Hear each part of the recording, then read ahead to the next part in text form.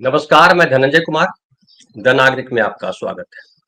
Operation सिंदूर को लेकर के जो बातें शुरू हुई है, अब तक थमी नहीं।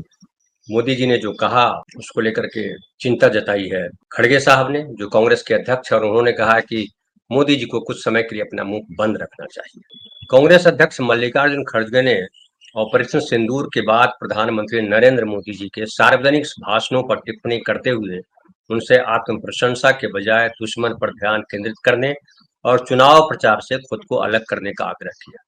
पत्रकारों से बात करते हुए बेंगलुरु में खड़गे ने कहा, मैं उनके यानी मोदी के सभी बयानों पर प्रतिक्रिया देना पसंद नहीं करता, लेकिन मेरा उनसे बस इतना अनुरोध है कि सत्ता में बैठे लोगों को कभी-कभी अपना मुंह बंद रखना चाहिए। एक बड़ी बात कह रहे हैं खड़गे साहब, और खड़गे साहब केवल ऐसा नहीं कह रहे हैं, बल्कि देश के लोगों को भी लग रहा है, नागरिकों को भी लग रहा है कि नरेंद्र मोदी जिस तरह से ऑपरेशन सिंदूर को देश में घूम-घूम करके कैश कर रहे हैं, वो चुनाव के लिए कर रहे हैं।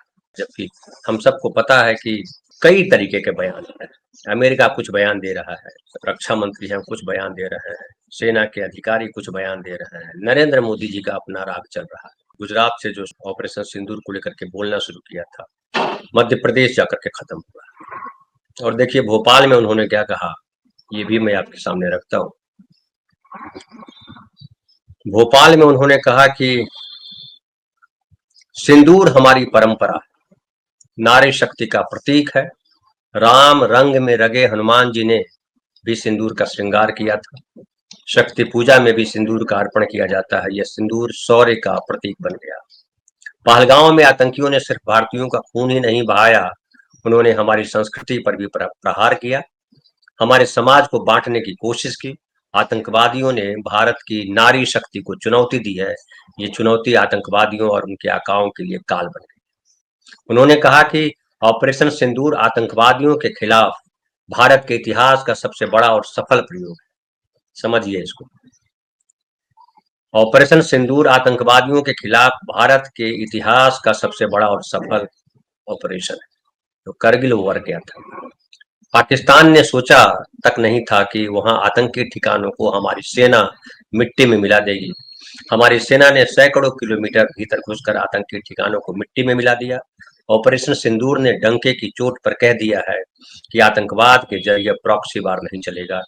अब घर में घुसकर भी मारेंगे, और जो आतंकियों की मदद करेगा उसको भी उसकी भारी कीमत चुकानी पड़ेगी। भारत का एक एक नागरिक कह रहा है कि तुम अगर गोली चलाओगे तो मानकर चलो कि गोली का जवाब गोले से दिया जाएगा। ट्रंप वाले मैटर पे कांग्रेस अध्यक्ष ने कहा कि ट्रंप के बयान पर सफाई देने के बजाय भारत सरकार, खासकर पीएम मोदी ने चुप्पी साधी हुई। इस मुद्दे पर सरकार की ओर से पारदर्शिता नहीं दिख रही है। यहाँ तक अमेरिकी वाणिज्य सचिव ने भी एक अदालत में दायर हलफनामे में सीज फायर की पुष्टि की। खड़गे ने कहा कि पीएम मोदी इन दोनों चुनाव में व्यस्त हैं और सुरक्षा बलों की वीरता का व्यक्तिगत श्रेय ले रहे हैं, जवानों की बहादुरी को छिपा रहे हैं और सीज फायर की रूपरेखा को स्पष्ट रूप से बताने से बच रहे हैं। ये खड़गे साहब ने कहा। नरेंद्र मोदी जी बिहार में भी जाकर के उन्होंने बोला, और बिहार में क्या बोला वो मैं आपको सुनाऊंगा। अगर बिहार में कहा कि पहलगांव हमले के एक दिन बाद मैं बिहार में आया था। मैंने बिहार की धरती से जो वचन दिया था वो पूरा किया। मैंने कहा था कि माताओं का सुहाग उजाड़ने वालों को कल्पना से भी बड़ी सजा होगी, ऐसी ही सजा उन्हें दी गई। हमारी सेना ने आतंकियों के ठिकानों को खंडहर में बदल दिया। भारत की बेटियों के सिंदूर की शक्ति को पाकिस्तान और दुनिया ने भी देखा। दुश्मन जान ले कि ऑपरेशन सिंदूर हमारे तर्कस का सिर्फ एक तीर है। आतंक के खिलाफ भारत की लड़ाई न रुकी है न थमी है। आतंक का फन फिर उठेगा तो बिल से खींच कर कुछ ले, चाहे सीमा पार हो या फिर सीमा के अंदर। इसके पहले बंगाल में उन्होंने जो कहा वो भी मैं 2-3 लाइन आपको पढ़ दूं। पाकिस्तान समझ ले, 3 बार घर में घुसकर मारा। हम शक्ति को पूजने वाले लोग हैं। बंगाल टाइगर की धरती से 140 करोड़ भारतीयों का ऐलान है कि ऑपरेशन सिंदूर अभी खत्म नहीं हुआ। तो ये जो है नरेंद्र मोदी की जो भाषा है, जिस तरह से वो लगातार बोल रहे हैं, चाहे वो पहलगांव हमले के बाद उन्होंने बिहार जाकर के बोला, या फिर ऑपरेशन सिंदूर के बाद जो बिहार जाकर के बोल रहे हैं, बंगाल जाकर के बोल रहे हैं, गुजरात में रोड शो कर रहे हैं, भोपाल आकर के बोल रहे हैं, ये तमाम जगहों पे जिस तरह से उन्होंने आत्म प्रशंसा की है, बहुत सही कहा खड़गे साहब ने कि आत्म प्रशंसा में बोल रहे हैं। और जिस तरीके से मोदी जी का बयान है और जो सेना का जिस तरह से बयान है या मीडिया में जिस तरह की रिपोर्ट है या अंतर्राष्ट्रीय स्तर पर जो भारत की तस्वीर बन रही, जो प्रतिनिधिमंडल गए 7 प्रतिनिधिमंडल, वहां से क्या आया? कहीं कोई देश का उस तरह के समर्थन नहीं आया। कोलंबिया ने अपनी बात जो कही थी वो वापस ली और कहा कि हमें जानकारी नहीं थी, आप बताया आपने तो सही लगा।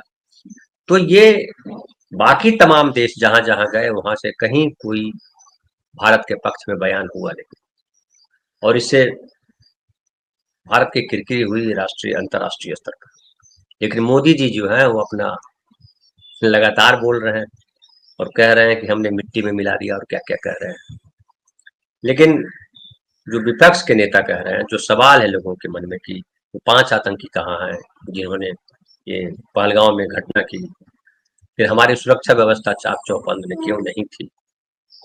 फिर बात हो रही है ऑपरेशन सिंदूर में जो कहा जा रहा है कि पाकिस्तान की तरफ से या दुनिया के और दूसरे देशों की तरफ से भी कहा गया, कि मीडिया ने भी सवाल किया, हमारे सीडीएस हैं हमारे अनिल चौहान, उन्होंने भी जो बयान दिया उसको लेकर के बातें की जा रही, और ये कहा जा रहा है कि सेना को आगे कर दिया सरकार।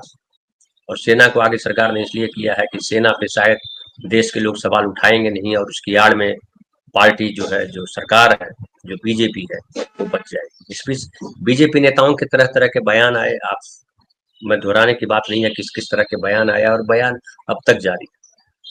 विपक्ष के नेताओं को किस तरह से देशद्रोही साबित किया जा रहा है, कहा जा रहा है, ये भी पता है आप सबको। ऐसे में जो कहा है खड़गे साहब ने वो बड़ा महत्वपूर्ण है, और महत्वपूर्ण इसलिए भी है कि किसी प्रधानमंत्री के बारे में ये कहा जाना कि आप अपना मुंह बंद रखो कुछ समय के लिए, ये बड़ा दुर्भाग्यपूर्ण है, विडंबनापूर्ण है। लेकिन खड़गे साहब जो कह रहे हैं उसकी आलोचना नहीं की जा सकती, क्योंकि खड़गे साहब एक तरह से सही कह रहे हैं। प्रधानमंत्री ने अपनी गरिमा खोई, प्रधानमंत्री पद की गरिमा होती है। प्रधानमंत्री जब बोलता है तो पता चलता है कि देश बोल रहा है और दुनिया में क्या छवि जा रही है। प्रधानमंत्री जो घूम घूम करके चुनावी भाषण दे रहे हैं उससे दुनिया में क्या छवि बन रही है भारत की। और वो तमाम लोग कह रहे हैं कि आप गप सुना रहे हो, आप फिल्मी डायलॉग बोल रहे हैं, भाषणबाजी कर रहे हो। और इसलिए जो अंतर्राष्ट्रीय स्तर पर भारत की जो पहल होनी चाहिए थी, जो पाकिस्तान कर रहा है, पाकिस्तान अलग अलग देशों में जा रहा है और अपने पक्ष में माहौल बना रहा है, और पक्ष में माहौल बनता दिख रहा है। तो चाहे तुर्की हो, चाहे अजरबैजान हो, उज्बेकिस्तान हो, चाहे ईरान हो, चाहे चीन हो, तमाम जगहों से उसके लिए अच्छी खबरें हैं। खास करके जिस तरह से चीन ने उसका साथ दिया है, तुर्की ने उसका साथ दिया है, वो अपने आप में उसके लिए उत्साहवर्धक है। हम सब जानते हैं चीन जो है दुनिया के सामने अभी बड़ी ताकत है, आर्थिक शक्ति के तौर पे और सामरिक शक्ति के तौर पे। और भारत के साथ चीन के संबंध बहुत अच्छे नहीं है, पहले भी नहीं थे, आज भी नहीं है। और जिस तरह से चीन जो है अब घेराबंदी कर रहा है, जिस तरह से दुनिया के सामने अपने आप को खड़ा करना चाह रहा है, उसमें भारत के लिए चिंता है। और भारत के जो पड़ोस के जो राष्ट्र हैं, पाकिस्तान है, चीन है, म्यांमार है, बांग्लादेश है, नेपाल है, भूटान है, ये तमाम देश, उनके साथ हमारे संबंध बहुत अच्छे नहीं है, मधुर नहीं है संबंध, और वो भी एक चिंता का बड़ा कारण है। ऐसे में जब खड़गे साहब बोल रहे हैं कि आत्म प्रशंसा के बजाय दुश्मन पर ध्यान केंद्रित करने और चुनाव प्रचार से खुद को अलग करने का आग्रह, कहा कि आप देश की जो छवि है, और बात सही है कि आप चुनाव प्रचार में कहाँ लग गए भाई, बिहार में जब चुनाव होगा तो जाकर के भाषण दीजिएगा। लेकिन अभी पूरे देश में घूम करके ये करने की क्या जरूरत थी? अभी तो जरूरत थी कि दुनिया के देशों को समझाते और प्रधानमंत्री खुद जाते अलग अलग देशों में और उनसे बात करते और ट्रंप से जाकर के बात करते, जो उन्होंने नहीं किया। और खड़गे साहब कह रहे हैं कि मैं उनके सभी बयानों पर प्रतिक्रिया देना पसंद नहीं करता, लेकिन मेरा उनसे बस इतना अनुरोध है कि सत्ता में बैठे लोगों को कभी कभी अपना मुंह बंद रखना चाहिए। और उन्होंने कहा कि आप जो प्रतिनिधिमंडल आपने भेजा है उनको वापस आ जाने देते, और उसके बाद आप जो है बात करते उस पर। इधर उधर घूमना और भाषण देना ही कहाँ से उचित है। और उन्होंने कहा कि जब सेना को पूरी छूट दे दी गई, तो याद होगा जब प्रधानमंत्री ने कहा था ऑपरेशन सिंदूर से पहले हमने कि सेना को पूरी छूट दे दी है, तो वही खड़गे उस पर सवाल कर रहे हैं कि अब जब पूरा अधिकार दे दिया, फिर ये आप दावा क्यों कर रहे हैं कि आपने किया ये सब? खुद की बड़ाई करना अच्छी बात नहीं है। तो ये जो है प्रधानमंत्री अंतर्राष्ट्रीय स्तर पर और देश के स्तर पर कटघरे में खड़े दिखाई देते हैं। हालांकि मीडिया जिस तरह से उनके साथ है, तो और जिस तरह से प्रधानमंत्री अपने भाषण करते हैं, वो दूसरे की बातों को जगह नहीं देते, कोई कुछ बोलते रहे। हमारे गांव में एक कहावत है, कौवा डक्का है धान सूखा है। मतलब जब धान सूख रहा होता है, कौवा बोलता रहता है, क्योंकि कौवा उस धान को खा नहीं सकता। कौवा बोलता रहता है, अपनी आवाज लगाता रहता है। तो वही है, सब लोग अपनी अपनी बात कह रहे हैं, प्रधानमंत्री से सवाल कर रहे हैं, जानना चाहते हैं, देश जानना चाहता है, विपक्ष के नेता जानना चाहते हैं कि क्या हुआ देश में, ऑपरेशन सिंदूर के दौरान का सच क्या है, कितने हमारे जेट विमान गिराए गए, लड़ाकू विमान गिराए गए, कहीं कोई जानकारी नहीं। जो सीडीएस साहब ने, वीरेंद्र चौहान साहब ने बोला, उन्होंने कहा कि कितने गिरे ये जो महत्वपूर्ण नहीं है, लेकिन क्यों गिरे ये महत्वपूर्ण है, मतलब हमारे विमान गिरे। और जो ऐसे में एक जरूरी हो जाता है कि देश का प्रधानमंत्री या देश का रक्षा मंत्री जो है इस पर बयान दे और दुनिया को बताए कि लड़ाई होगी तो होगा, हमारे भी मारे जाएंगे, उनके भी मारे जाएंगे। अभी देखिए रूस और यूक्रेन में वापस चल रहा है, तो यूक्रेन ने जो हमला किया उसमें रूस ने स्वीकार किया कि हमारे कई ठिकाने नष्ट किए गए। तो जब दुनिया को हम सच बताते हैं तो उससे हमारा मान बढ़ जाता है, क्योंकि दुनिया में अब कुछ छुपा हुआ नहीं है। जो घटनाक्रम हो रहा है वो ऊपर सैटेलाइट है, और सैटेलाइट जो है सब देख रहा है। हम कहाँ जा रहे हैं, धनंजय कुमार कहाँ जा रहा है, आप कहाँ जा रहे हैं, किस दुकान में गए, ये जब पता चल जाता है तो कौन सा एयरबेस तबाह हुआ, कौन सा विमान गिरा, कौन सा क्या हुआ, ये पता नहीं चलेगा। ऐसे में जब हम चुप रह जाते हैं या झूठ बोलते हैं तो उससे हमारी छवि खराब होती है। प्रधानमंत्री का एक सूत्री कार्यक्रम रहता है, उनको किसी की बात से कोई लेना देना नहीं, जो हमको मन करेगा वही बोले। मन की बात आप करते हैं रेडियो पर वो ठीक है, लेकिन जब भाषणों में जब आप जाते हैं, जो संबोधित करते हैं नागरिकों को, तो आवश्यक होता है कि आप जवाबदेही पूर्ण भाषा का इस्तेमाल करें और तथ्य उसमें हो, उसमें लफाजी नहीं हो।